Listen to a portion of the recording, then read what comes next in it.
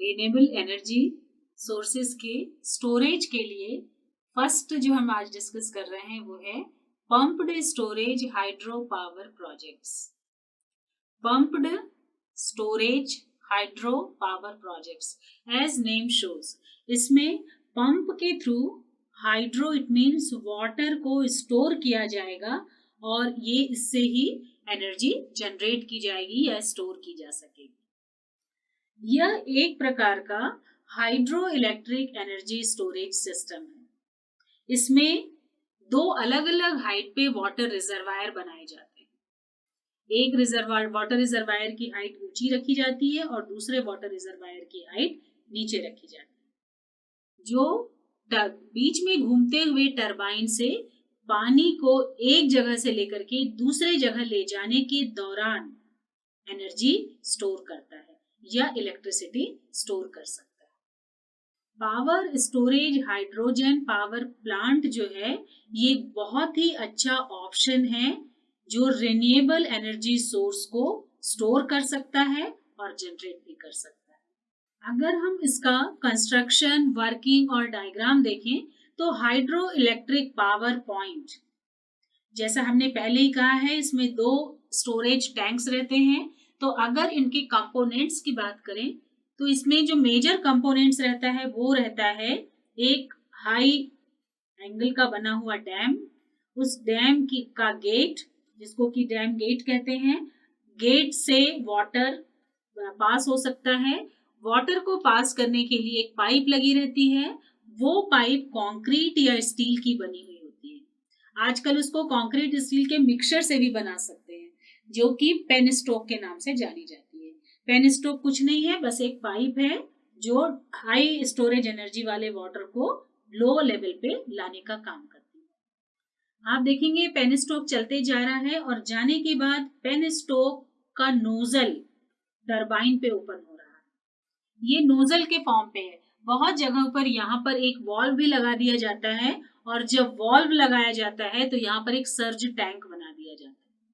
इसका जो नोजल है, जिससे नोजल जानबूझ के लगाया गया है जिसके कारण से वाटर के फ्लो का प्रेशर बहुत ज्यादा आएगा और जब वाटर फ्लो का प्रेशर आता है तो जो रखी हुई टरबाइन की ब्लेड है वो रोटेट होना स्टार्ट हो जाती है। जैसे ही टरबाइन की ब्लेड रोटेट होगी तो रोटेट होने से इसमें लगा हुआ शाफ्ट रोटेट होगा और इलेक्ट्रिक एनर्जी जनरेट करेगा, जो पावर हाउस में जनरेट होगा। और इस इलेक्ट्रिसिटी को हम कहीं पर भी जो नियर बाई विलेजेस हैं या जहां पर भी इसका कंजम्पशन है वहां हम सप्लाई कर सकते हैं। तो अगर हम यहाँ पर एनर्जी के कन्वर्शन की बात सोचें तो जो रिजर्वायर डैम है, जो हाई एलिवेशन में ऊंचाई में बना हुआ रिजर्वायर टैंक है, उसमें वाटर बहुत ज्यादा भरा रहता है, जिसको कि इनलेट टैंक या डैम कुछ भी बोल सकते हैं। उसकी हाइट बहुत ज्यादा रहती है। जितनी ज्यादा हाइट में पानी भरा रहेगा मतलब उसकी पोटेंशियल एनर्जी उतनी ज्यादा रहेगी। जैसे ही हमने गेट खोला, गेट खोलने से वो पोटेंशियल एनर्जी कन्वर्ट हो रही है काइनेटिक एनर्जी में। इट मींस पेन स्ट्रोक के थ्रू जो वाटर का करेंट आ रहा है वो काइनेटिक एनर्जी में कन्वर्ट हो रही है। अब यही काइनेटिक एनर्जी आकर के टरबाइन को रोटेट कर रही है तो ये मैकेनिकल एनर्जी में कन्वर्ट हो रही है। टरबाइन रोटेट होते हुए इलेक्ट्रिसिटी जनरेट कर रहा है तो वो अगेन इलेक्ट्रिसिटी में जनरेट हो रही है, इलेक्ट्रिकल एनर्जी में कन्वर्ट हो रही है। तो आप देखिए यहाँ पर एक ही प्रकार से जो वाटर है वो चार अलग अलग रूपों में अपनी इलेक्ट्रिक एनर्जी को कन्वर्ट कर रहा है। जब फर्स्ट डैम में था तो पोटेंशियल एनर्जी, पेन स्ट्रोक में आया तो काइनेटिक एनर्जी, टरबाइन में आया तो मैकेनिकल एनर्जी, और जब जनरेटर से गया शाफ्ट से होते हुए जनरेटर में तो इलेक्ट्रिकल एनर्जी। इस तरह से इसमें एनर्जी का ट्रांसफॉर्मेशन होता जाता है, एनर्जी का कन्वर्शन होता जाता है। और जैसा हमने पहले कहा था कि डैम में दो प्रकार की हाइट्स होती है, एक तो हाई हाइट और दूसरा जो है वो लो हाइट में रिजर्वायर रहता है। तो ये पूरा सिस्टम जो है वो ज्यादातर रिवर के ऊपर बना रहता है क्योंकि रिवर में पानी फ्लो होते रहता है और रिवर का लेवल नीचे रहता है। इसी रिवर के पानी को हमको डैम बना करके ऊपर उठाना रहता है।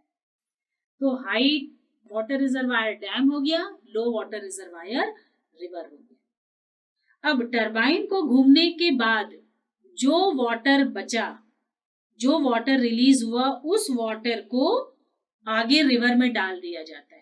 इस वाटर को डालने की जगह पर आप देखिए इसका जो डायरेक्शन है वो डाइवर्जेंट होते जा रहा है, फैलते चला जा रहा है, वी शेप का बनते जा रहा है। कारण क्या है कि यहाँ पर हमको टरबाइन से निकलने वाले वाटर करंट की वेलोसिटी को रिड्यूस करना है, कम करना है। तो किसी भी चीज को कम करने के लिए अगर हम उसका एरिया बढ़ा देते हैं तो वेलोसिटी रिडक्शन हो जाता है। वेलोसिटी रिडक्शन करने के पीछे रीजन ये है कि किसी भी चीज को कोई नुकसान ना हो, कहीं पर भी कुछ उसके वाटर की वेलोसिटी के कारण से डैमेज ना हो।